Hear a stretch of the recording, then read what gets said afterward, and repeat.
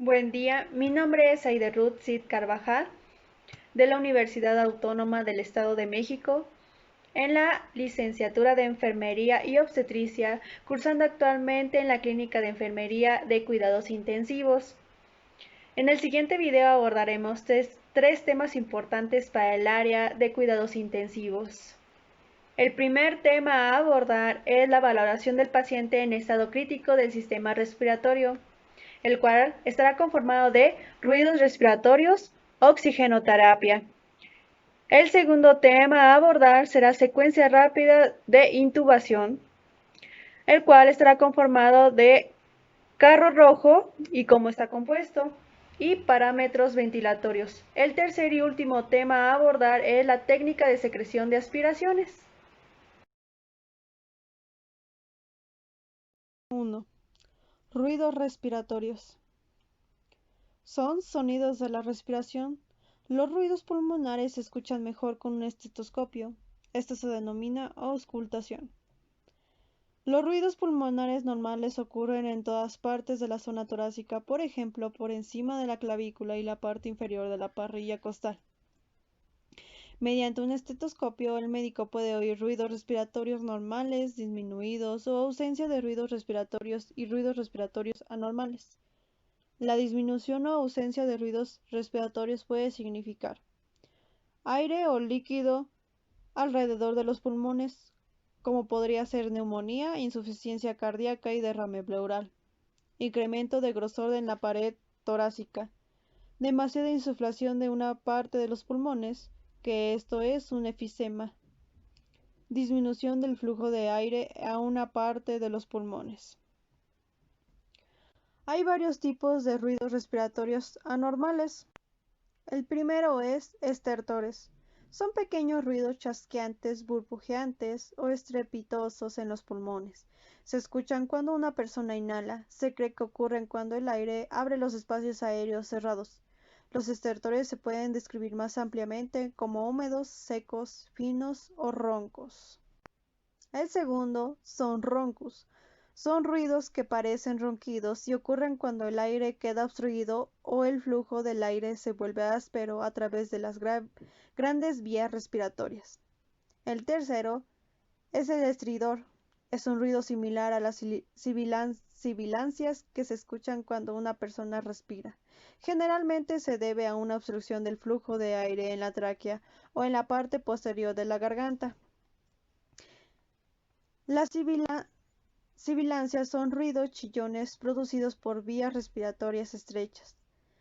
Las sibilancias y otros ruidos anormales algunas veces se pueden escuchar sin necesidad de un estetoscopio.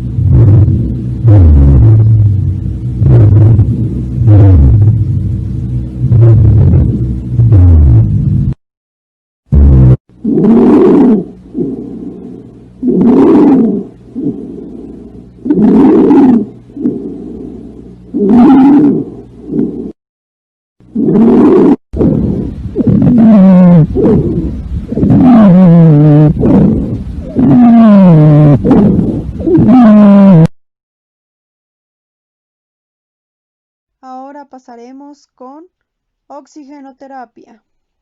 Como sabemos, el oxígeno constituye aproximadamente el 21% del aire y se obtiene por destilación fraccionada del mismo. La oxigenoterapia es la administración de oxígeno con fines terapéuticos en concentraciones más elevadas que la que existe en la mezcla de gases en el ambiente. El oxígeno debe ser considerado como un fármaco porque posee indicaciones precisas, debe ser utilizado en dosis y en tiempos adecuados. Por otra parte, posee efectos adversos, requiere criterios clínicos y de laboratorio para su evaluación. El objetivo del mismo es aumentar el aporte de oxígeno a los tejidos al máximo. la capacidad en el transporte de hemoglobina. Para ello, la cantidad de oxígeno en los gas inspirado debe ser tal que su presión parcial en el alveolo alcance niveles suficientes para saturar completamente la hemoglobina. Y bien, las indicaciones de la oxigenoterapia será en hipoxemia, la cual se define como la disminución de la presión arterial de oxígeno y de la saturación de la hemoglobina en sangre arterial. La hipoxia se define como la disminución de la disponibilidad de oxígeno en los tejidos. Por otra parte, también se debe prevenir y tratar las complicaciones del incremento del trabajo cardiorrespiratorio.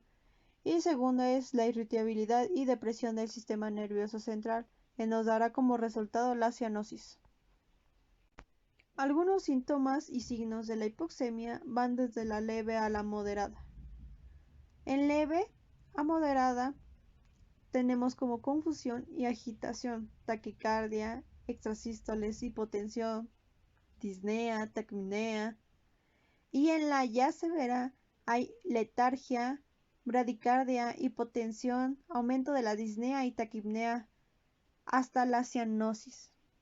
Los efectos en el cuerpo de la administración de FiO2 sobre el 21% son: se incrementará la tensión de oxígeno alveolar, disminuye el trabajo ventilatorio para mantener una tensión de oxígeno alveolar dada, disminuye el trabajo miocárdico para mantener una tensión arterial de oxígeno alveolar dada.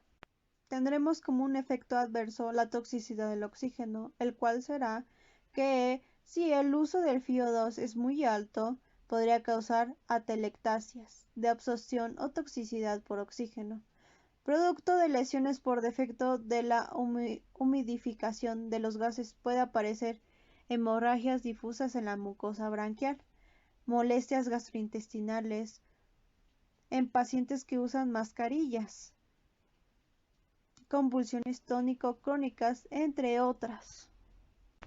Tendremos dos sistemas de administración, el cual primero será el sistema de bajo flujo. No proporcionará la totalidad de gas inspirado y parte del volumen inspirado es tomado del medio ambiente, ejemplo, la cánula nasal. El otro será el sistema de alto flujo.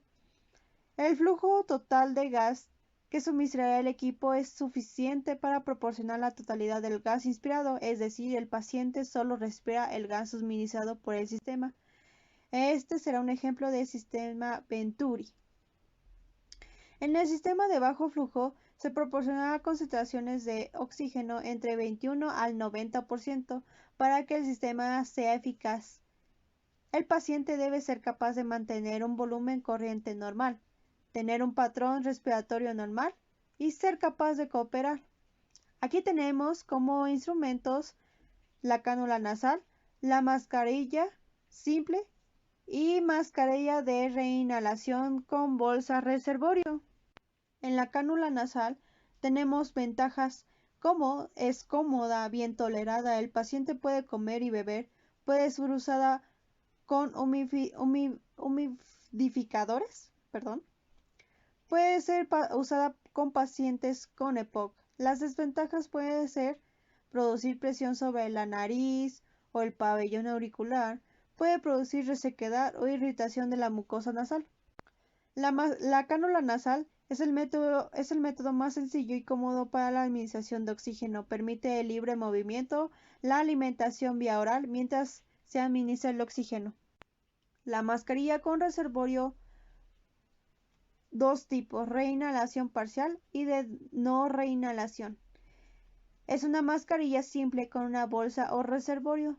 La función del reservorio es almacenar el gas proveniente de la fuente, así en el volumen inspirado gran parte del volumen vendrá del reservorio y no del ambiente.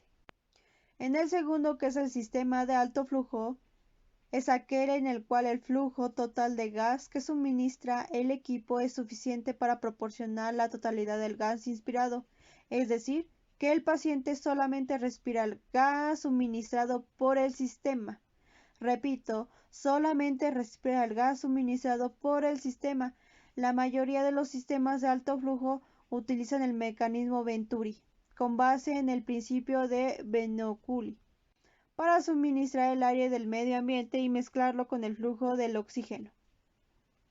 Este mecanismo ofrece altos flujos de gas con un FiO2 fijo.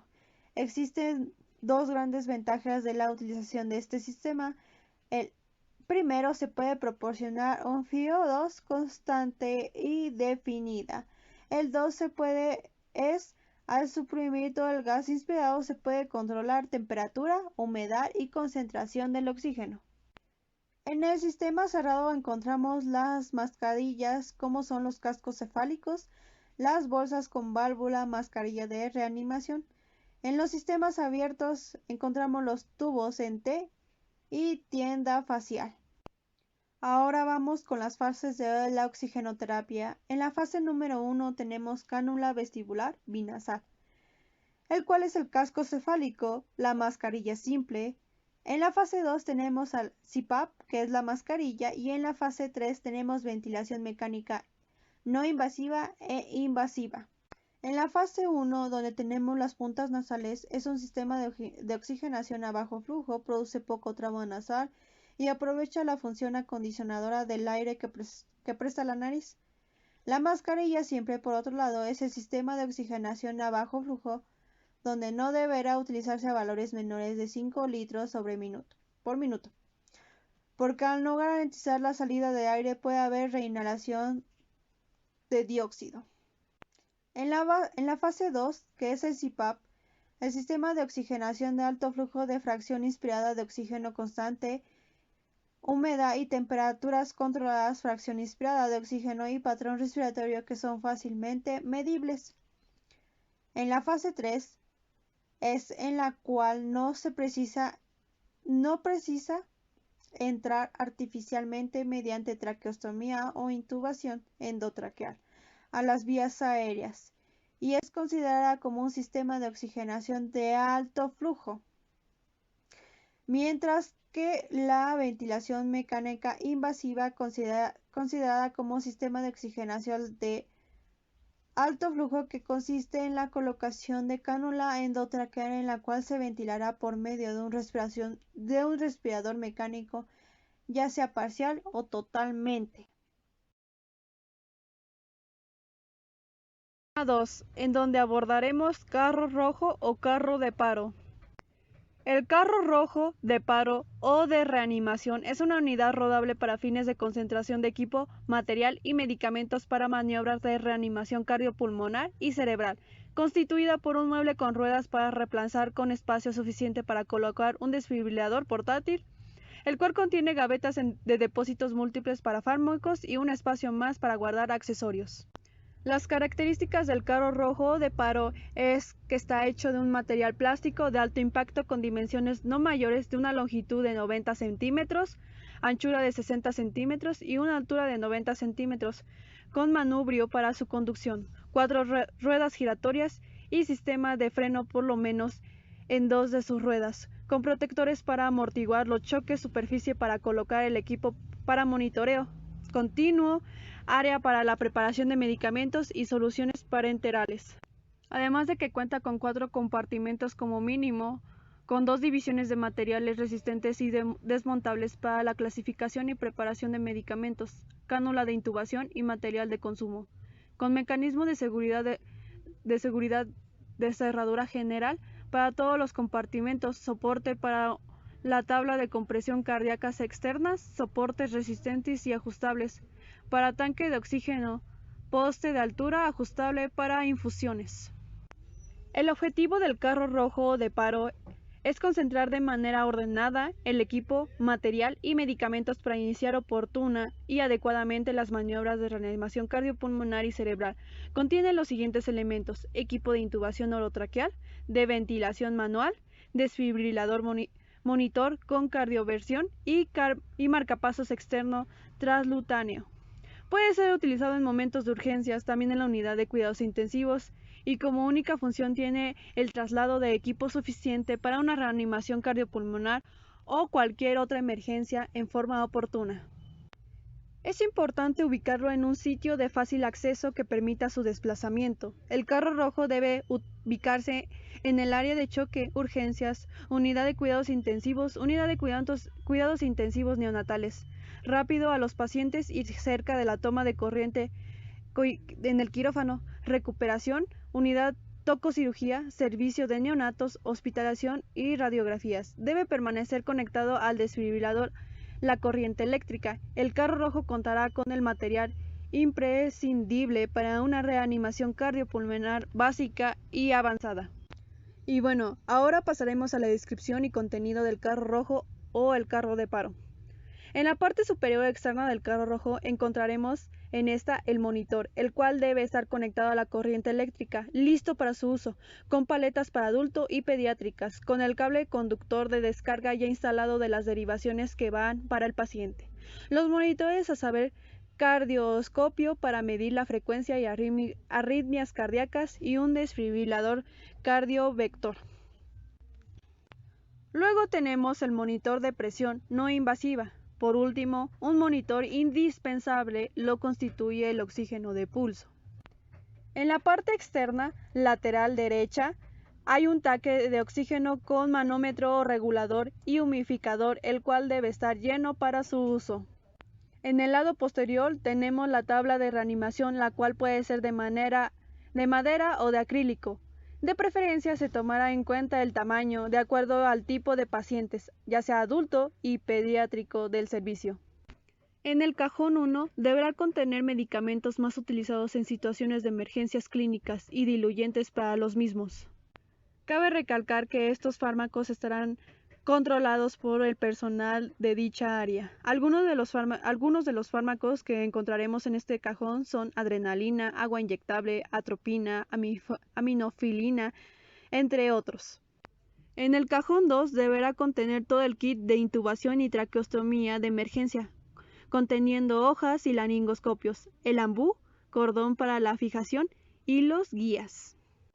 En el cajón 3 deberá contener material para la venopunción de emergencia, contenido punzocat y agujas de diversos calibres, guantes estériles, equipo macrogotero, jeringas y material para sondeo de emergencias y para aspiración orotraqueal de emergencias. Mientras que en el último y cuarto cajón deberá contener suero fisiológico, glucosado, bicarbonato, rungelactato, manitol, entre otras diversas dosis. Rápida de intubación. La secuencia rápida de intubación es el procedimiento estándar para el manejo avanzado de las vías aéreas en los servicios de urgencia. Habitualmente se realiza en pacientes con patología aguda, sin ayuno, agitados, confusos, inestables y en situación crítica.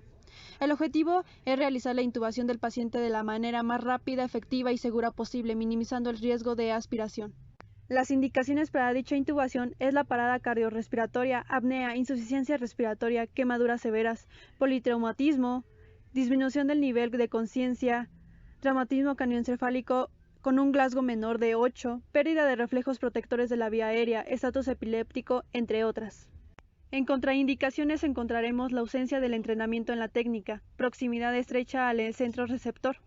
En complicaciones las dividiremos en dos. Complicaciones mayores encontramos neumotórax, intubación esofágica, aparición de déficit neurológico, traumatismo de la vía aérea con hemorragia resultante, broncoaspiración, paro cardiorrespiratorio y bradicardia. En complicaciones menores, atelectasia lobar, intubación de bronquio principal derecho, falla del laringoscopio o sistema de succión, tiempo de intubación prolongado, tubo endotraqueal desplazado, trauma dental y tubo endotraqueal dañado.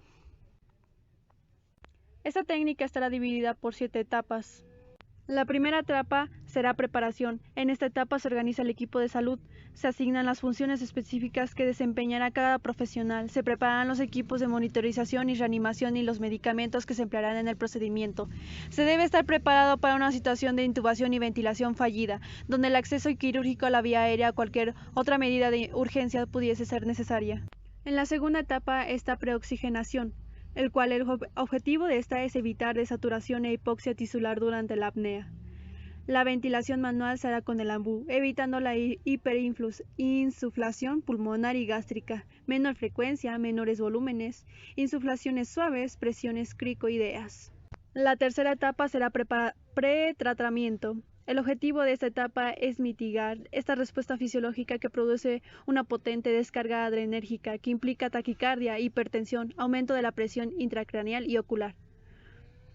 Emplearemos medicamentos antes de la inducción, los cuales serán lidocaína, opioides, atropina, dosis desfasciculantes de bloqueador neuromuscular. La lidocaína se empleará en la hipertensión intracraneana o aumento de la reactividad bronquial. Los opioides, fentanilo, disminuyen de manera significativa la respuesta simpática. La atropina, por otro lado, se recomienda su empleo para prevenir la bradicardia en pacientes pediátricos.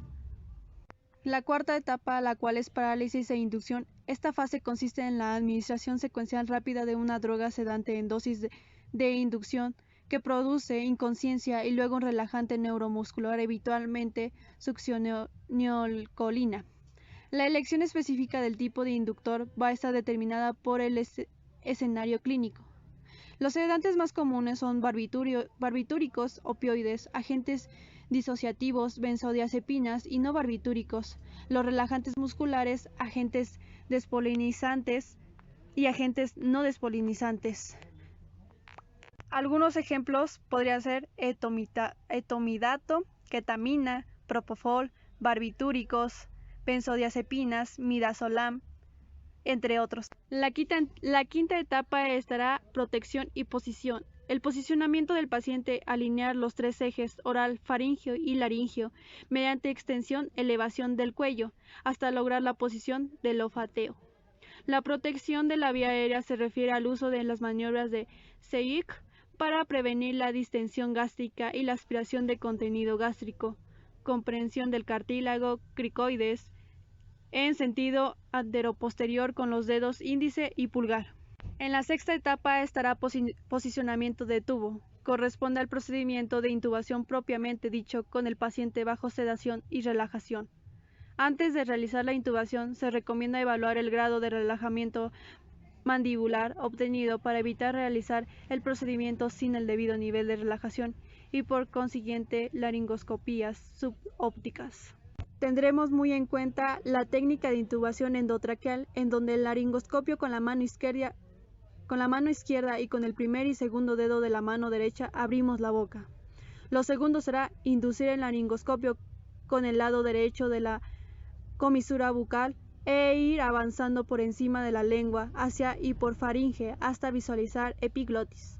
Lo tercero es apoyar la punta del laringoscopio en la vallecula, visualizar la glotis, y lo último es introducir el tubo endotraqueal entre las dos cuerdas vocales hasta profundidad calculada. En la última etapa serán los cuidados post-intubación. Comienzan inmediatamente después de la intubación con el examen de la posición del tubo, ideal mediante capnografía.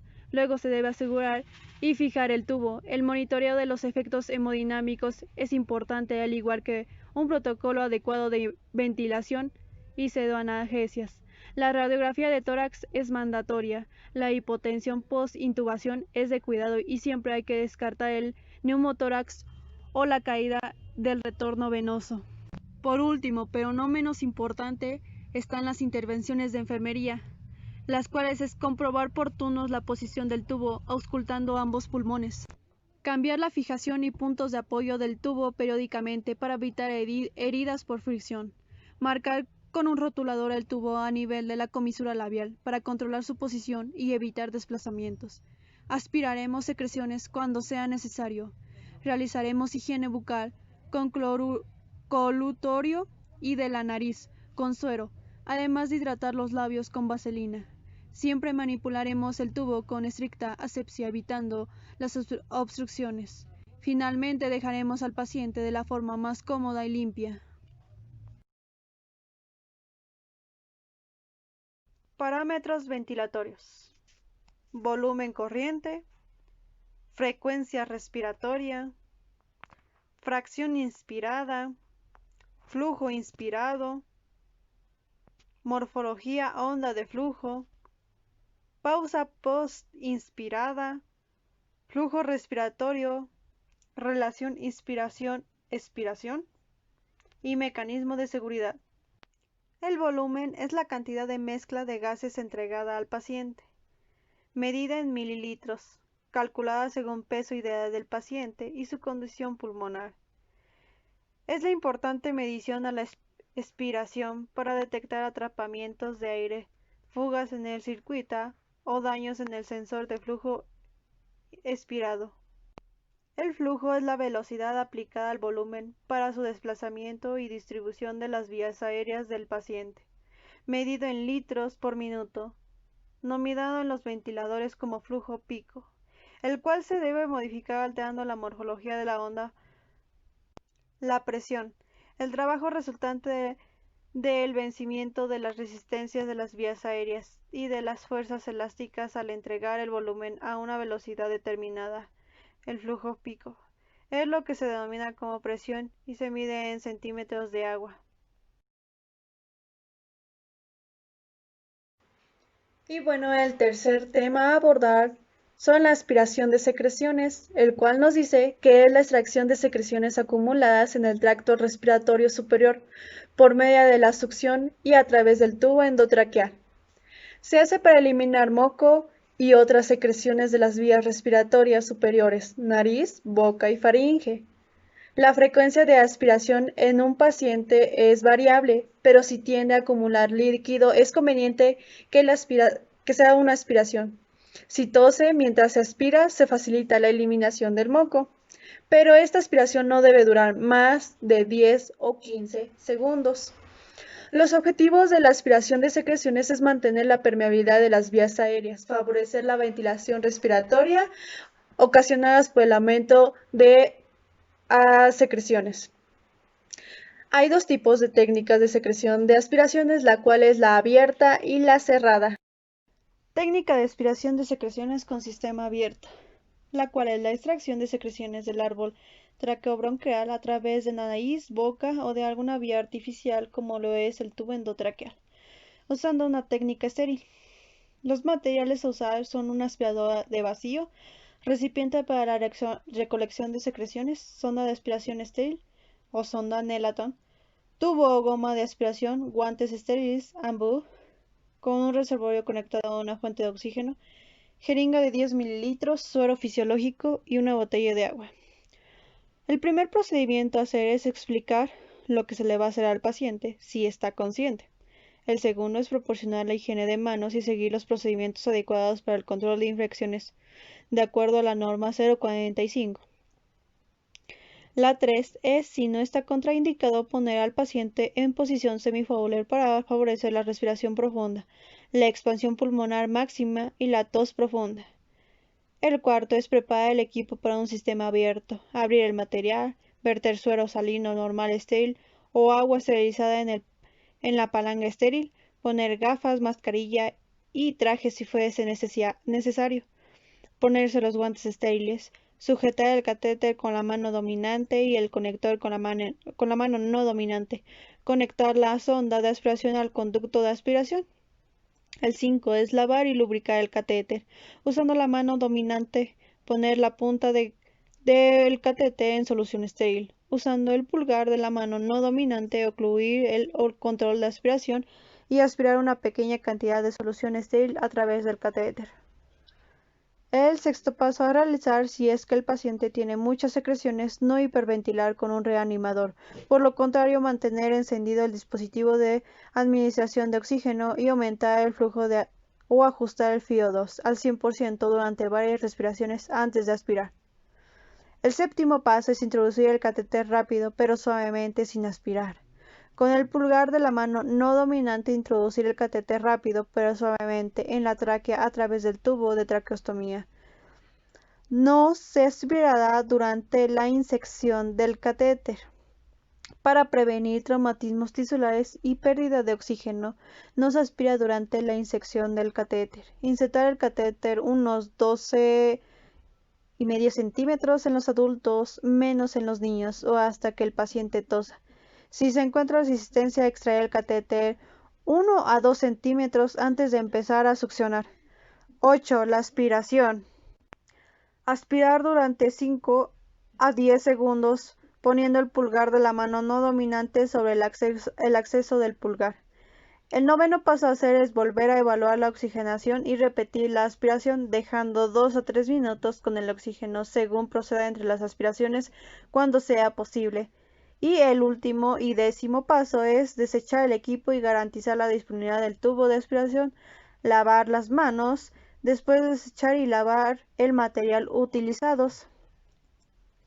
En la aspiración endotraqueal con sistema cerrado, es el procedimiento por medio del cual se introduce un catéter de plástico flexible en la vía aérea artificial para eliminar secreciones, con la que se evite tener que desconectar al paciente de ventilador mecánico para efectuar la aspiración. El material y equipo a utilizar es un aspirador de vacío, recipiente para la recolección de secreciones, tubo o goma de aspiración, ambú con reservorio conectado a una fuente de oxígeno a 15 litros por minuto, tubo de mallo, jeringa de 20 mililitros, suero fisiológico estéril, botella de agua, guantes desechables, catéter de aspiración cerrada. Catéter estéril cubierto con un manguito de plástico que suprime la necesidad de desconectar al paciente del respirador. El primer procedimiento a hacer igual es explicar el procedimiento al paciente si es que está consciente de este. El segundo es proporcionar la higiene de manos adecuada. Tercero, si es que no está contraindicado, poner al paciente en posición semi-Fowler para favorecer la respiración profunda. El cuarto es preparar nuestro material. El quinto en este más cambia, ya que la aspiración utilizando una técnica aséptica, conectar el catéter de aspiración cerrada al circuito del ventilador, extrayendo el adaptador giratorio y colocando el sistema del catéter de aspiración cerrada en el tubo endotraqueal o en el tubo de traqueostomía mediante una conexión en Y entre el circuito del ventilador mecánico y el catéter de aspiración cerrada con un tubo flexible. El sexto paso es aspirar presionando la válvula de aspiración y retirar suavemente el catéter. El séptimo paso es girar la válvula de control hasta la posición de cerrado. El octavo paso, en el orificio de irrigación colocar la jeringa de 20 mililitros con suero fisiológico estéril. Y el noveno es presionar la válvula de aspiración y lavar el catéter. Repetir esto hasta que el catéter esté limpio. Y el último paso es colocar la etiqueta identificativa para indicar cuándo se debe cambiar el sistema. Dicho sistema durará 24 horas después de su conexión. Lavarse las manos, observar al paciente y registrar el procedimiento.